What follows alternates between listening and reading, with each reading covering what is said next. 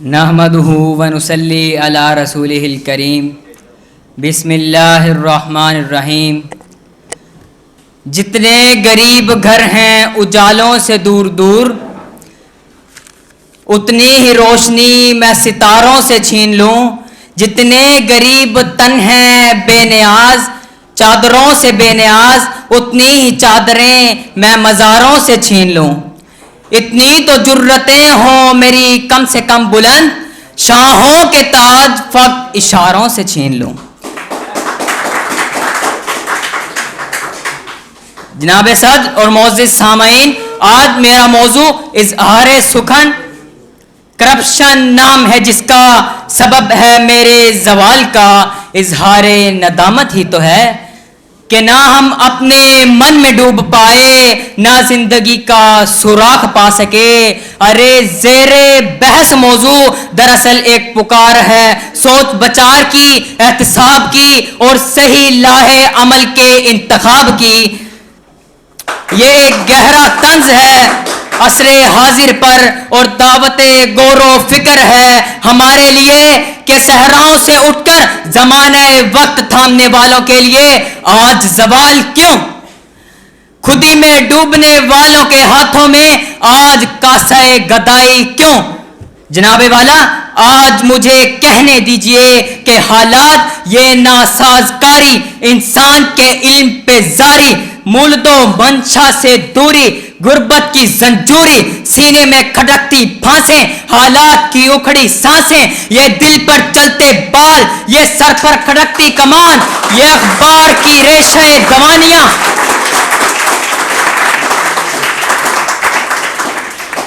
یہ اخباروں کی ریشہ دوانیاں، یہ حکومتوں کی سرکردانیاں، یہ دوستوں کا فقدان، یہ معاشی بحران، یہ گردنوں پہ زوال کی لٹکتی ہوئی تلوار، یہ چہرہ زندگی پر غربت کا غازہ، یہ کندھوں پر عزت نفس کا جنازہ، یہ فکر معاش میں سرکٹ کا ہنرمند اور یہ در امانت پر دست بستہ خیرمند ہم سے سوال کر رہے ہیں۔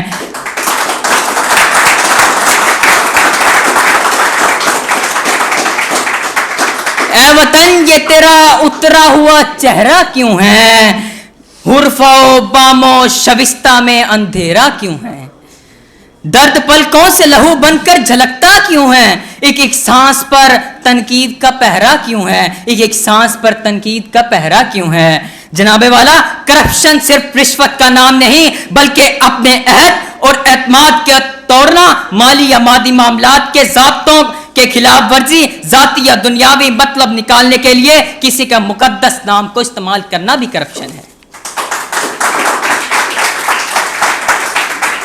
کرپشن چھوت کے مرض کی طرح پھیلتا ہے اور یہ ایک ایسا مرض ہے جس نے ہماری سیاسی، سماجی اور معاشرتی زندگی کو تباہ کر کے رکھ دیا ہے۔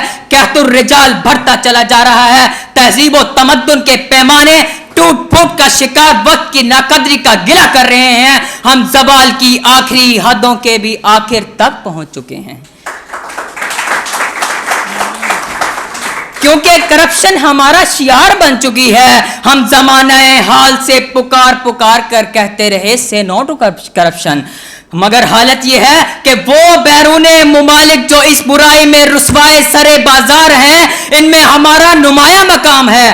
ہماری عدالتیں ہمارے حکمرانوں کو مافیا اور فور فادر کہتی ہیں۔ پاکستان کے اوپر جتنا قرضہ ہے اس سے 4 گنا زیادہ دولت بیرون ممالک میں ہمارے عمرہ کی پڑی ہے۔ پیٹرولیم کا وزیر 463 ارب کی کرپشن کے باوجود ضمانت پر بری ہو جاتا ہے اور بیرون ممالک میں عیش پاتا ہے۔ رینٹل پاور کیس میں 60 ارب کے گھپلے بھی کرپشن۔ پی آئی اے، کراچی سٹیل ملز، ریلوے، واڈا، محکمہ تعلیم، پانی کے ٹینکروں اور جان بچانے والی ادویات کے کاروبار بھی کرپشن کا شکار ہیں۔ جناب والا، کیا ہم اسی پیغمبر اعظم و آخر کے ماننے والے ہیں جس نے کہا رشوت لینے والا اور دینے والا دونوں آگ میں ہیں؟